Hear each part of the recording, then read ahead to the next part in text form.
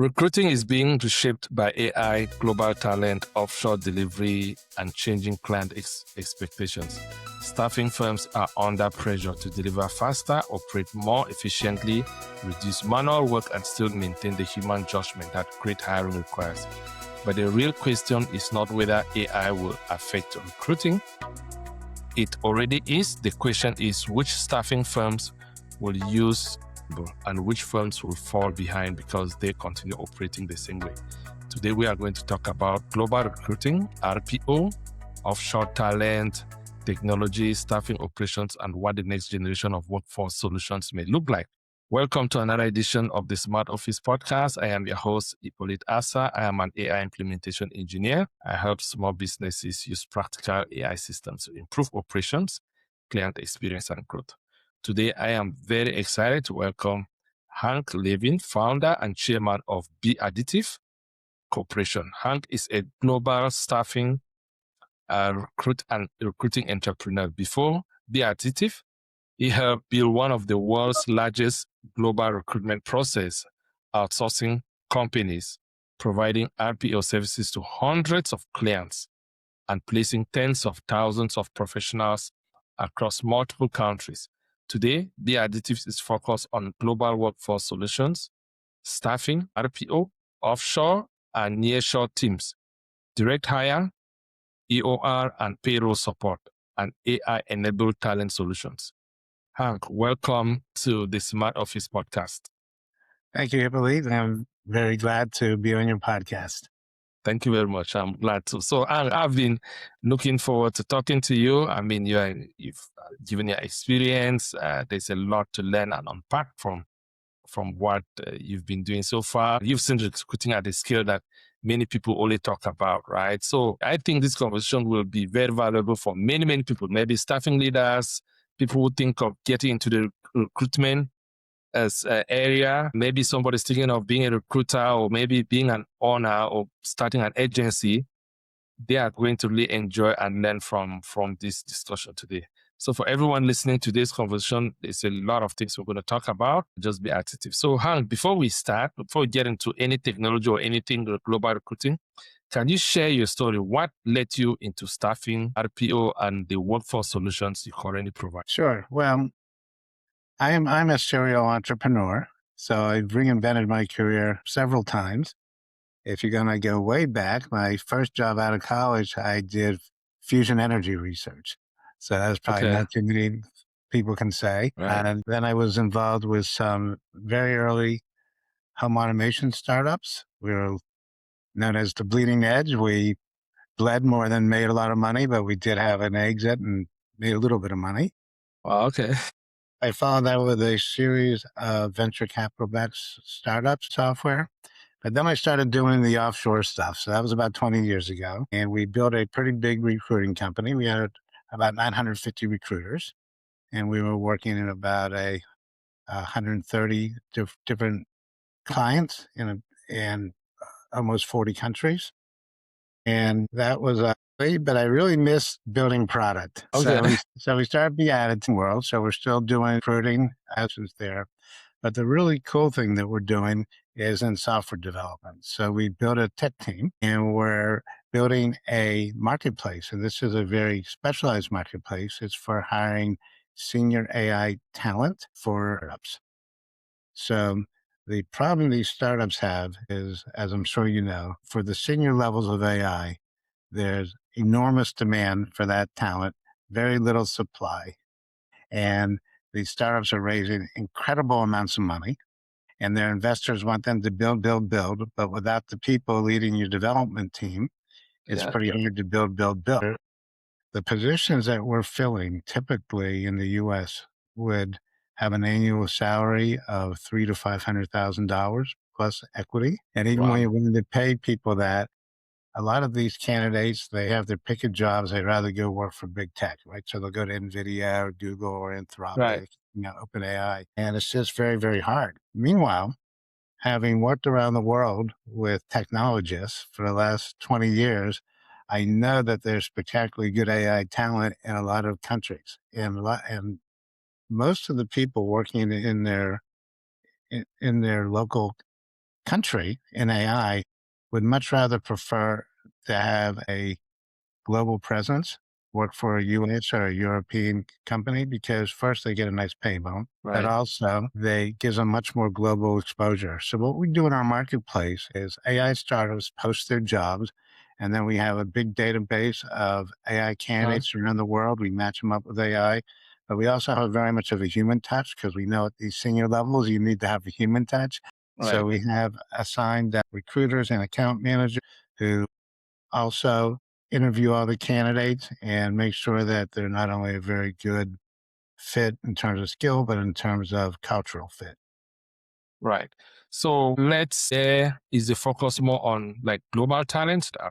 What is the focus? Is it offshore delivery or just a building more workforce ecosystem? Well, What we is it? we, we only have 3 employees in the about 60 in the Philippines.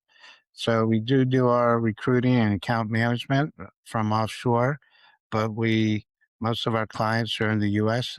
Actually, it's about half U.S., half Europe. Okay, have year approximately. So let's talk about how recruitment and talents has changed when you talk about the recruitment world. Looking for global talent. Has the world shifted to more of a global village now, or because there's a lot of talk about maybe immigration challenges and things like that? How do you overcome that being a global, having a global presence and having to move talent from one region to another? Has it become No, more difficult? Yeah, we're not moving talent. So we hire talent from around the world, but the people that we hire in other countries work from those other countries. And so that's the cost. Right. That makes sense. I mean, the world has become a global village where location anymore. Yeah, I think it actually, it's very industry dependent. Right. So if you're working with tech firms, they're very used to working globally and they're very used to working remotely. And so that's all pretty second nature. They have work processes built to support that. In other industries, there's still some hesitancy. We work almost all in tech. So for us, it's pretty straightforward. But I talk to people in all industries, and it's industry is not the same in every location. Right. Yeah, yeah, I've heard that before. That's why I wanted to zone in more on that to understand the shift because they've been in the recruiting world, especially for clients or employers, sometimes they are under certain obligations.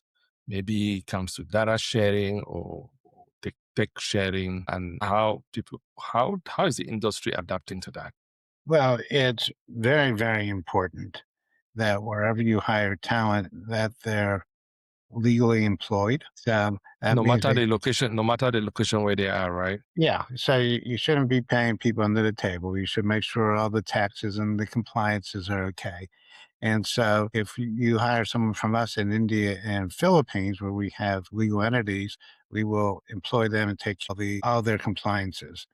We also have relationships with 40, where we can work in 41 other countries through employers of record.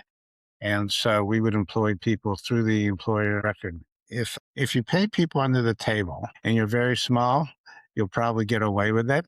As Right. you start growing, the authorities will see money and they'll generally come after you and they can shut down your business. They can charge you huge fines. Good thing to do. A lot of companies today, if they think they're going to grow a big offshore operation, they'll initially start working through employer records so they can legally employ people. And maybe if they build a team of 20 people, there's something known as build, operate, and transfer. So the EOR will build your team, they'll operate it, and then they'll transfer it to you after you set up a legal entity. It details just If you're really tiny and you have one or two contractors working offshore, you're probably not going to get caught yeah. because you're just too small to be on the radar. If you get up to 10, 15, 20 people, you have a pretty good chance of getting caught. I have seen companies be shut down. All right. And they come after people. If you are in the US, most of the time the authorities in other countries won't come after you. In the US, if you have any people in the local country, Right. the authorities go after the locals. Oh, they go after And the and locals. and in some countries, it's actually criminal. You could actually go to jail. That makes sense. We've seen governments in US, Canada, Europe even go after those companies for doing illegal business offshore. A lot of it has to do with your scale. All right. So It has to scale, right? the bigger you are, the more risk The more problem. there is. And again, if you're one or two Yeah. people, you probably won't get caught, but you should always do things legally. Okay. So let's say Be Additive offers several workforce models, probably RPO, as you said, staffing, offshore teams, hire or payroll, talent solutions. And you're saying you talk now about AI talent solutions. How do you help a client decide which model fits their need? How does that work? Well, in recruiting, there are many, I mean, really many point solutions for different parts of the recruiting parts, prospecting for clients, sourcing candidates, Right. doing outreach to candidates. There's different AI tools to do all those things. It can be very confusing because there are so many tools and there's new ones being announced all the time. There's a lot of hype. Sometimes the things the companies tell you aren't true. And I think for a lot of recruiting firms, it can seem a little bit overwhelming. However, if you don't adopt these AI tools, your competitors will, and your competitors will be much more efficient. So I Right. don't think these AI tools are going to replace recruiters, but what they're going to mostly do is take away the redundant, repetitive tasks that aren't really value creating. And the recruiters should focus on higher value activities. Right. We were very Be Additive is only 2 years old, and we had a very good view of the world even 2 years ago where it was going with AI. So we built our company to be really an AI native company where we built all our processes around AI even 2 years ago. Because as we get bigger, we have not had to hire nearly as many people as Right. we would. Yeah. You grow. That's the goal of Yeah. technology. Our account managers, our recruiters, they use AI every day, and it really allows you to scale your output. Right. So, what mistakes do companies make when they try to scale? When they try to scale, maybe hiring globally without the right operating model or the right operating tools? I know you've touched about it, about how your competitors may get ahead of you, but would you, given the overwhelming hype that is around, is there any advice for companies that are Yeah. struggling in that area? So I'm not going to talk about recruiting. I'm going to talk about companies in general because we work Right. with all these companies. And one of the things that I've seen is that a lot of times companies will apply AI to a little point in their work process. And what they usually find is that the AI works and it produces a lot more output at that little point in your process. However, if your whole process isn't designed to handle that additional output, what you really do is you create another bottleneck. So you'll find companies that might be able to produce more contracts for signature, but maybe they have a process where there's only one person in the company who can sign a contract and she travels all the time. And so where she had one contract a week, it was never a problem. Now when she has 7 or 8, everything gets held up with her. Right. And so what I always suggest to companies, you're just going to become obsolete. Right. But there's a right way of doing it. So the first thing I suggest is look for some very simple processes that are deterministic. And they're usually not in the sexy stuff. They're usually in back office, like preparing invoices, billing, something like that. And they're one for doing that. The process is called robotic process opposed to true AI because everything's deterministic. The AI is really not making decisions. It's just making everything go super fast and making sure there's no mistakes. I would never replace the people doing it because then you'll have a revolt in your company. Just get Right. them involved in higher level tasks where they're managing the output of the AI, and then they'll like it because their work is more interesting and they're being more successful, and you'll get off to a good start. A lot of times, if you're doing a bigger process, you should do it at the edge. By that, I mean that you should set up an AI to do the process, maybe with an agent. At the same time, you keep your internal process and you don't swap it out until you prove that it works. It works. Yeah. Ultimately, to get or to really make AI grow, companies had to have a completely AI native process. That means that they rethink everything about how they do the work. The work isn't built on hierarchies, it's not built on a linear process flow.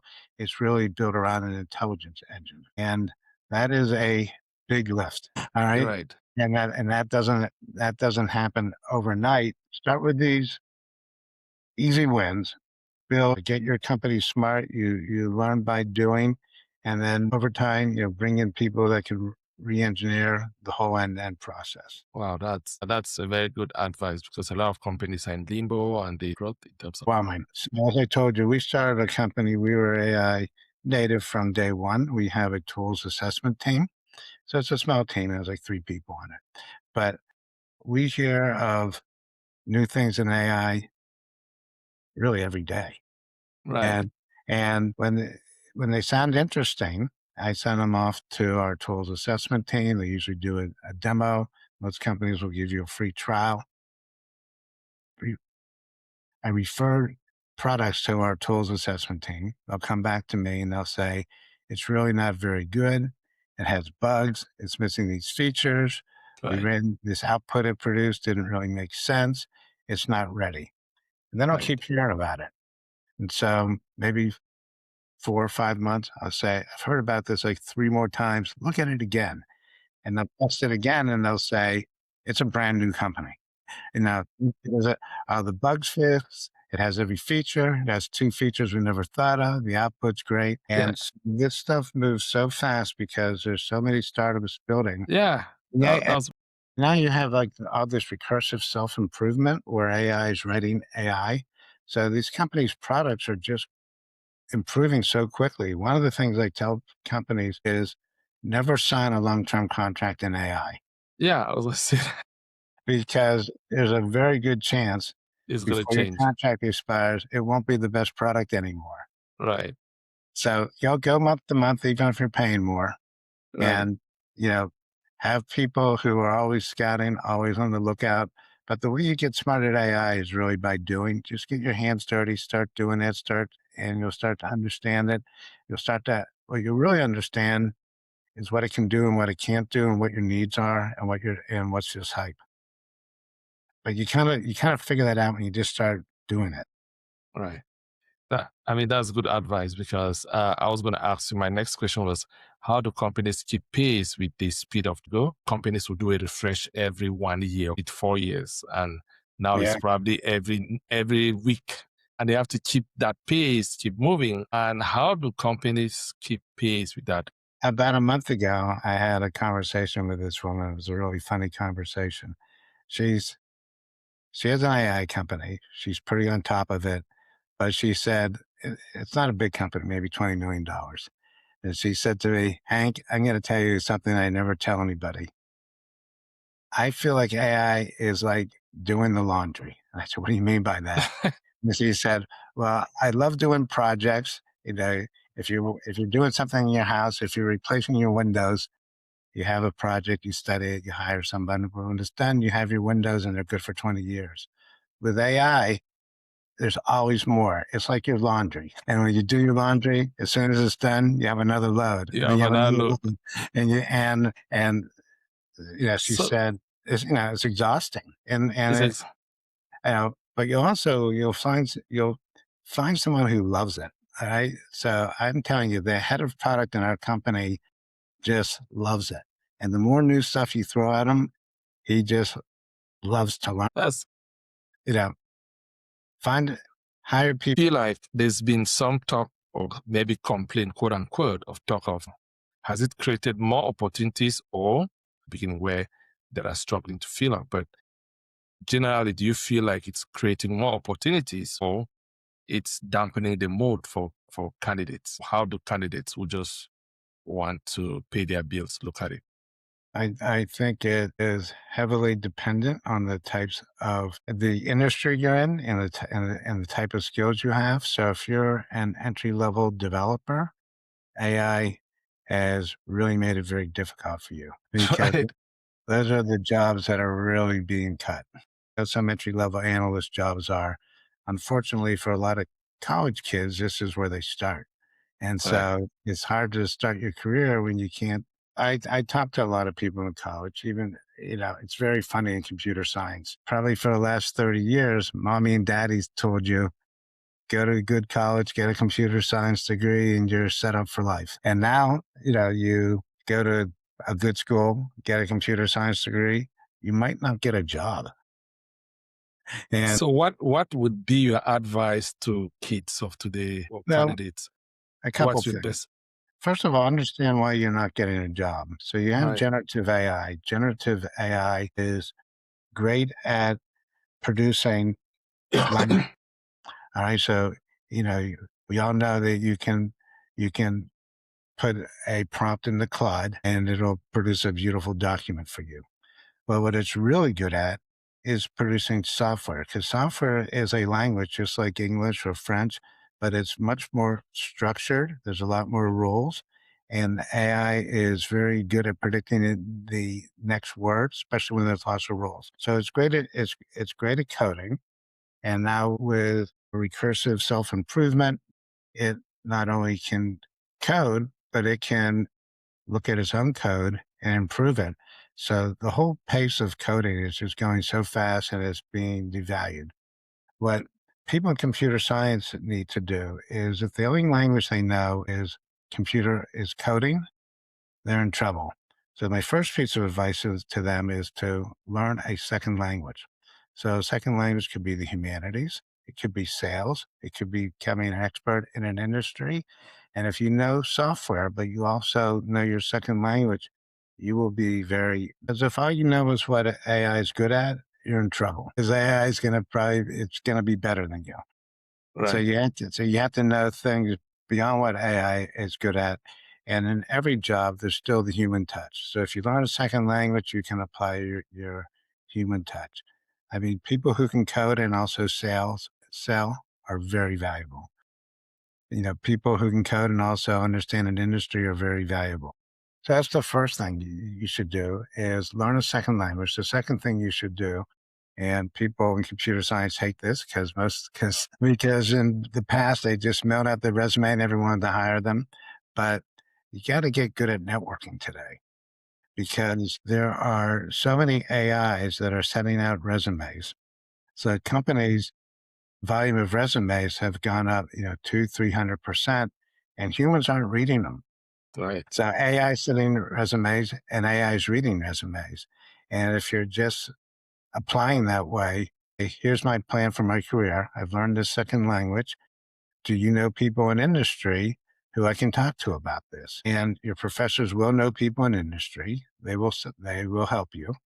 And when you go there, you don't ask for it. Tell them that you just tell them that you want advice, and tell them your strategy about learning a second language. And I'm learning AI, but I'm also becoming an expert in your industry. Before you talk to that person, use AI to know everything about them. You can research everything about them. You Right. can research everything about their company. You can research everything about their industry. Use AI to prepare questions for you, and you'll look smart. And you know what? They will like you. And and if you have that conversation, they might offer you a job. They're likely to introduce you to someone, and then stay in touch with those people. Follow up with them. If you really want to blow them away, mail them a thank you note. Snail mail. Nobody does that today. That's what I'm saying. Like, You will be the only handwritten thank you note they've gotten in years. And I that's very remember, good advice. touch with them. Another really good way to get a job is, don't just do your coursework, build something. So, go to a tool like OpenClaw, build an agent. It doesn't really need to work. Just be able to, but you can talk about this in an interview. You can say, I I built did this this. agent to go through the listings for houses. Mhm. And here's how it works. And the fact that you actually done something will and used AI will really differentiate you. Or you can, start a club, do something beyond your schoolwork that makes you different. So you got to keep learning AI. So again, you got to do the laundry, You do right? your laundry. But you have to do that and create your AI story when you're interviewing, right? Sometimes the person interviewing you is not very good at interviewing. So whatever they say, you have your story ready and you say, Hippolyte, you know, I had a situation similar to that. Would you like to hear about it? And then just tell your story because people remember your stories. So Right? That's what you do. If you do those things, you will get multiple job offers, but it is work. All right. So it's work. It's work. it's a lot of work. So people feel like the way you sound, that's a lot of work. But in the age of AI, people feel like, well, AI is going to get our job done so we don't have to work. How do you contrast those 2 points? Like, we just got to get this thing. We're getting back to the point where even though there's AI which enhances what we do, you still have to put in the work. Well, AI is already changing the nature of work and it's going to change it more. But AI doesn't do jobs, AI does tasks. That's And in these tasks, AI usually produces more output than humans can. And so humans' jobs are changing from just doing routine tasks to managing the output of. Ultimately, AI is going to create new industries and there's going to be all kind of jobs that we don't see today. But AI, also has potential to destroy a lot of jobs. right. I'm actually I think I'm more optimistic about that than most people. And the reason I say that is that the AI technology is growing geometrically and it just goes faster and faster and faster.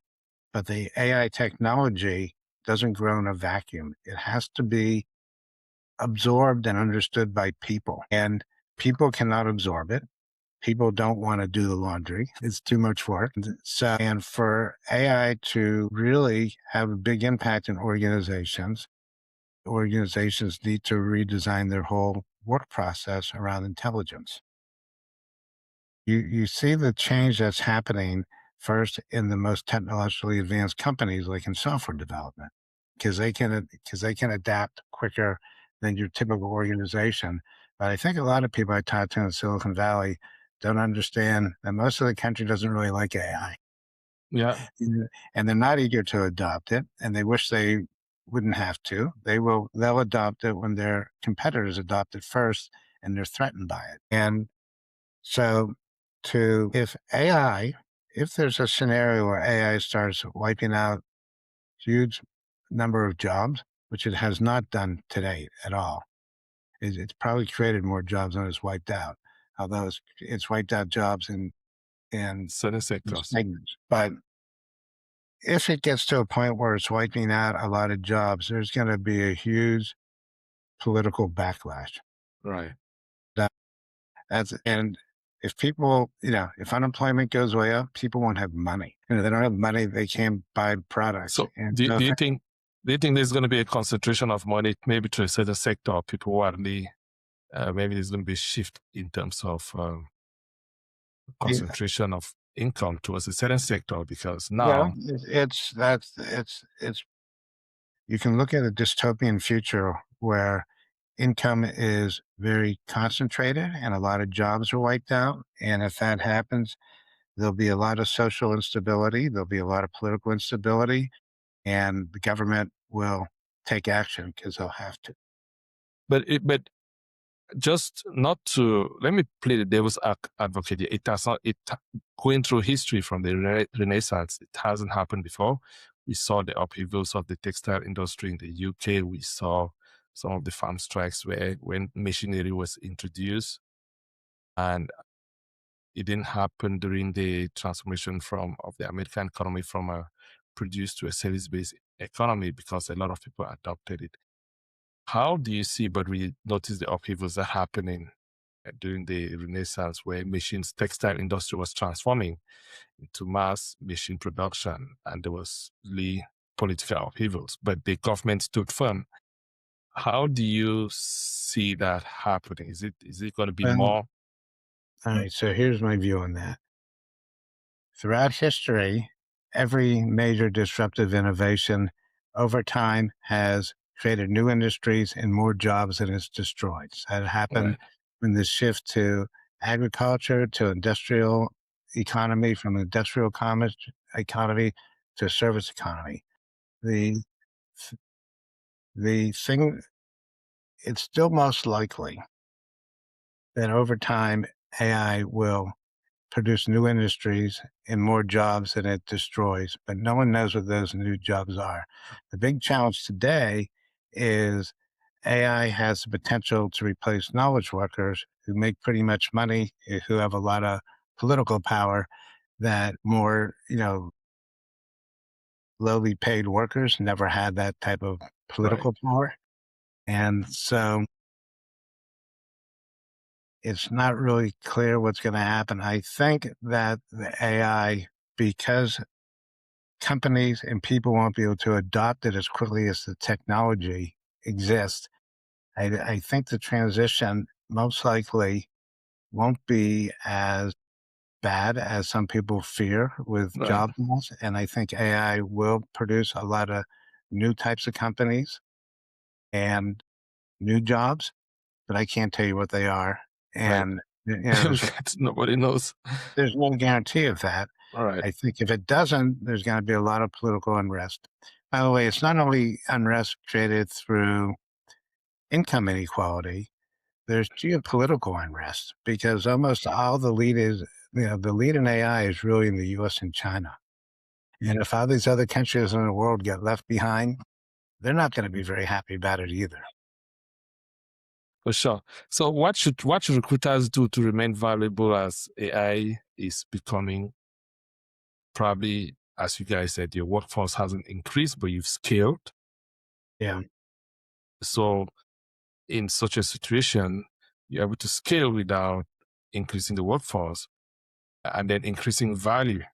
So what advice would you give to recruiters, recruiting firms, Well, agencies?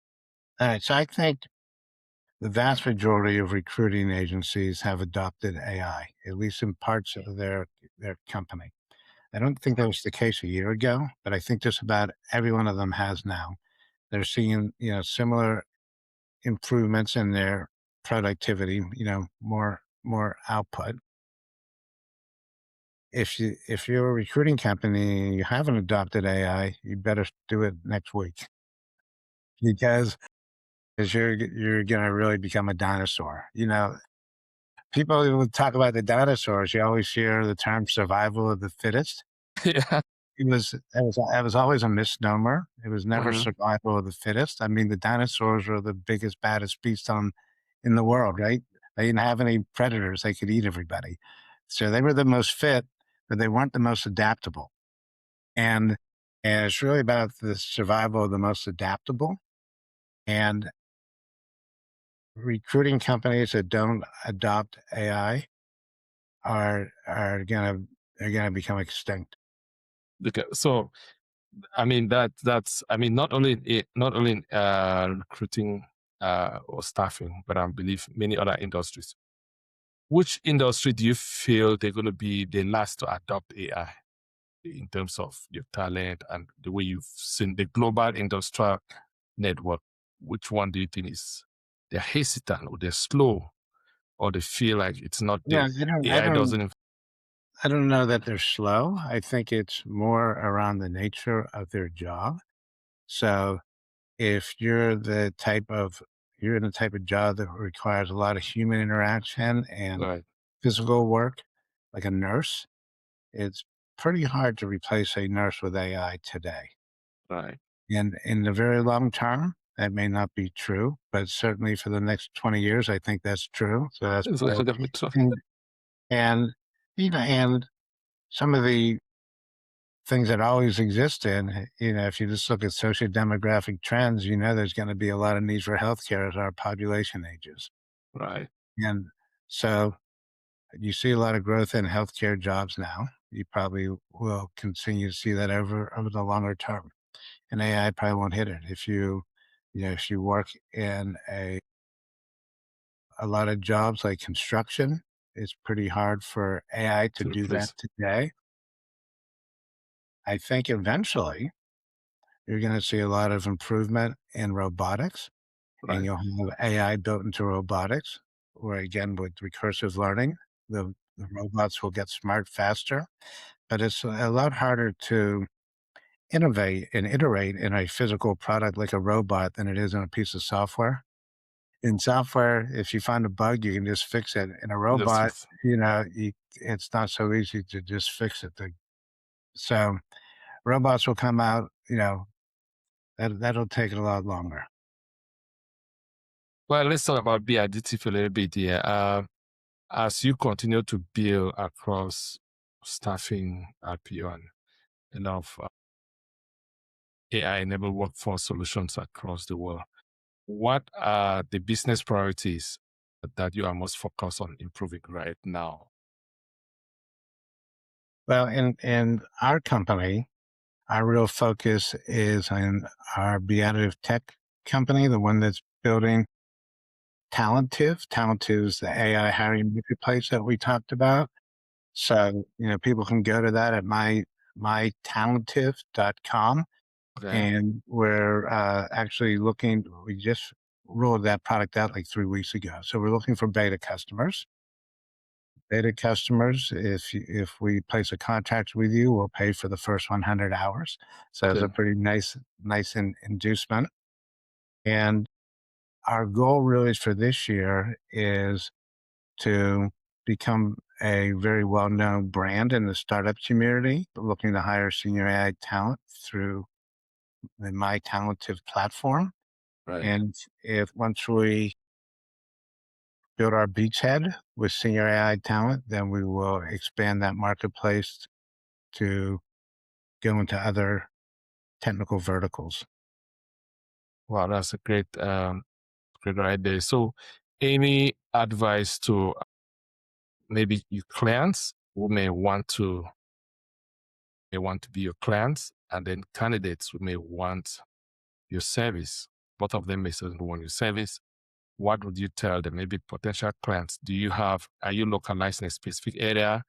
Are you global, like Europe, Africa, Asia? Which area We are we do are you? we are we are global. Okay. Now, as I said, in countries where we don't have a presence, we have partnerships with employers of record. So we can employ people in 43 countries right now, and that number is always growing. And so we have recruiters and account managers who specialize in different regions of the world. So we can service clients anywhere and we can provide candidates anywhere. We'll talk about candidates. What are the kind of candidates you want to say that loud? Because we're going to listen to this podcast in many places. Maybe clear the kind of candidates we want. Maybe you want to seek. There are certain candidates out there who have the talents you're looking for, but they don't know that you need for. But maybe in general terms, So senior technical contractors are what we really are trying to build. So that would be ML engineers, data scientists, positions like that. We have lots and that's there where we're specializing. So people with senior AI skills, we would love to talk to them. are there any special qualifications that fall into that category? For some people, they don't know what they need to qualify. It's to qualify to be a senior ML engineer. Do you have that in mind, or do you have the criteria on your website?